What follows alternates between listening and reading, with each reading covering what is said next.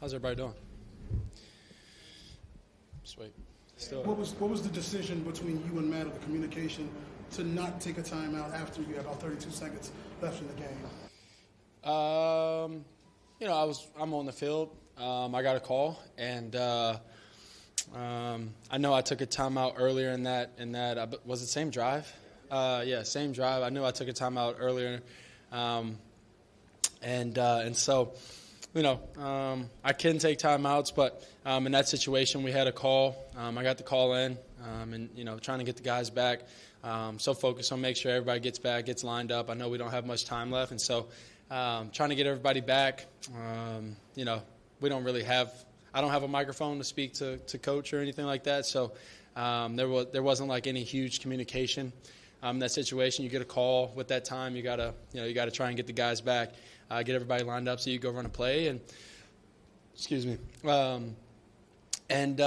got lined up, got the play, and then I made an adjustment because I saw the clock running down, knowing that if we complete a ball inbounds or anything like that, we won't have time to kick a field goal or anything like that. So I made an adjustment, and knew Rome was either going to be one-on-one or he was going to beat the safety and be one-on-one there, and tried to give him a shot, and we got the shot and missed. You guys got to the line with 15 seconds or Yep. so, and the snap came at 6. Mm-hmm. Was the 7 seconds there, was that you changing the play? Yeah, I ended up changing the play because, with the play we had, 13 seconds, any play you have with 13 seconds with no time, or you had a timeout, but with, that situation, 13 seconds, make a call, and try and get it snapped and take the shot.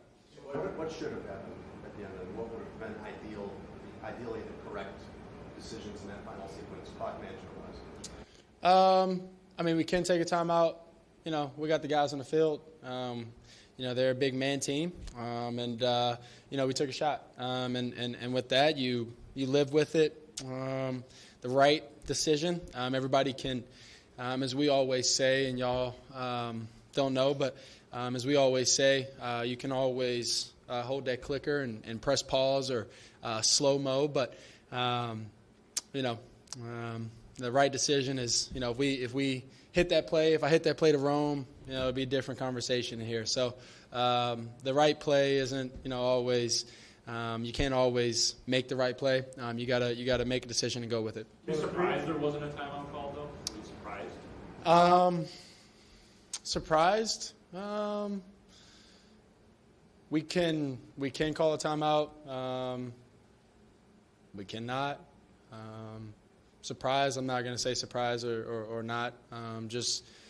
My job is to go out there and make plays. My job is to get everybody lined up, and that's it. Win games. So didn't do that today. I could have gave Rome maybe a little bit more of a jump ball in that situation. Instead of maybe trying to throw it over the shoulder or anything like that. But, with that situation, that's not what happened. Caleb, when you get after you got sacked and you get the call, probably around 30 seconds left, at what point did you realize that we're only going to have one shot? You didn't know, Yeah, when everybody got lined up. And then whenever I made my adjustment at whatever time at whatever point the clock was at, is when I realized that we were only going to have one play. And so, like I said, made the adjustment and let my guy, Rome, be one-on-one and try to give him a shot, opportunity ball. Timeout decision is above your pay grade at that point, but that's got to be above my pay grade. Above your in that situation, I'm living with the call, and I'll let the coaches and everybody make that decision. Depending on whether it's time, depending on whether it's the guys running back and they're far down the field. Whatever that situation is, that's going to be coach's call. Maybe in the later years of my career, but right now, I get the call. I'm trying to lead the guys to win, and I'm trying to get everybody lined up, and from there, I'm trying to make a play for the Chicago Bears. Through your eyes, what happened with protection on the sack? It wasn't necessarily. I think it got loud at that point, and I believe Larry was over there, and I think he just missed the. He was laid off the snap, I think he just misheard the go call, and then that's what happened. Once I quickly realized that Zadarius, I believe it was, was coming free. I didn't want to risk because I knew we still had one play. I didn't want to risk jumping up or trying to throw the ball out of bounds and he knocks it down or a fumble or something. So took the sack and tried to get everybody back, like I've been saying, and get the last play off and get rolling. Who said he liked the play call and wanted to re-rack it for the last play? What is the play that they're aiming for there, and what did you see that made you change the call there? On the last play? Yeah, it's supposed to be the same one as the previous play, correct? No, they were two different plays. The last plays were two different plays, and we had the play call and got sacked. The play call, I don't know if I'm telling you the play, but yeah, I was gonna run right off the hip. Nice, Caleb. I was gonna run right off the hip of Larry or the guard, and take it for however long that I could run and get down, and then from there either clock it with the first down or whatever that situation would have been. And then maybe score a touchdown the next one, but if not, kick the field goal. But the sack pushed us out of field goal range, and then tried to make a play with that last play. Lost in the chaos of how things finished is the fact that you guys had a chance at the end. The offense seemed like in the second half. What was different for you? Second half. Second half, just offensively, what was different in the second half? Yeah, I think the first half we didn't have many possessions nor plays. And so we had to get positive drives going, get the drives started, and get those going. So that was a big point for us, at halftime. And then being able to, just get into a rhythm, stay encouraged, stay believing. I know we were down. Well, we were down 16 at that point, and so that's just 2 scores. And so we knew we were getting the ball back. You go out there, you score, and now it's. Now you're right there in the fight again. And so we knew we were in the fight.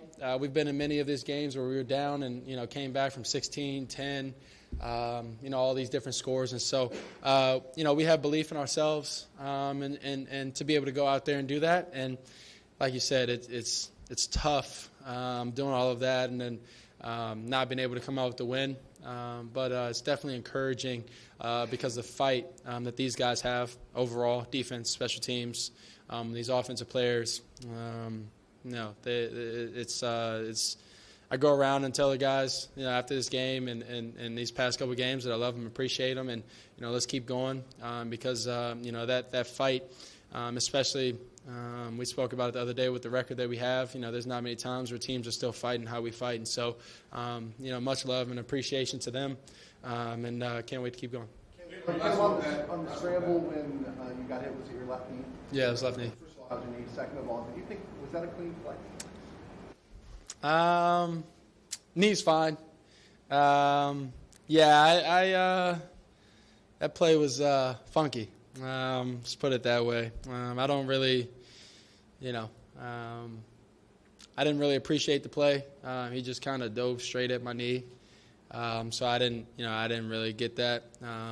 Definitely kind of frustrated about that one, just because, whatever. But, knee's good. Nothing wrong with it. I think I just got a bruise, but, the play was funky. But, yeah. Thank you. The Bears.